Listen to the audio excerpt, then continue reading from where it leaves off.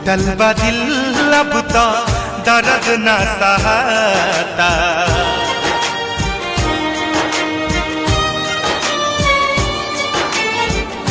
टूटल बा दिल अब तो दर्द न सहाता। कवने कलम से भाग लिखल विधाता। टूटल बा दिल अब तो दर्द न सहाता। कवने कलम से भाग लिखल विधाता।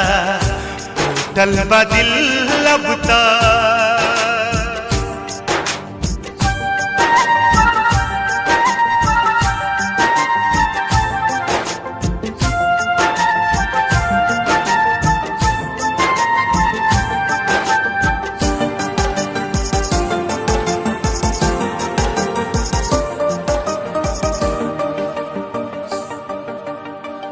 कुछ नहीं खे पाता खाता भइल बा का हमसे। भइली अनजान काहे अपना सनम से हो।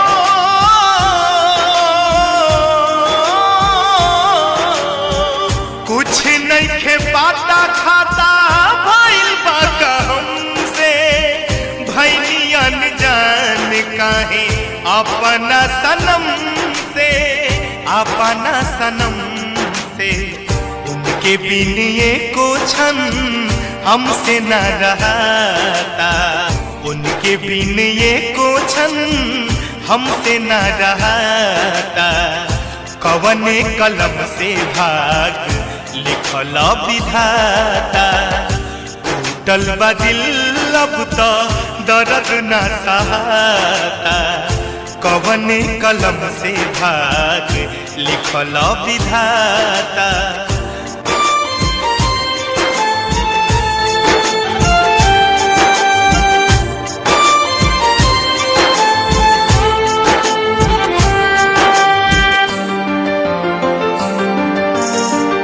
उनके सजावनी सावरनी यही हाथ हो। आज दुख पड़ला पर उहे नहीं साथ हो।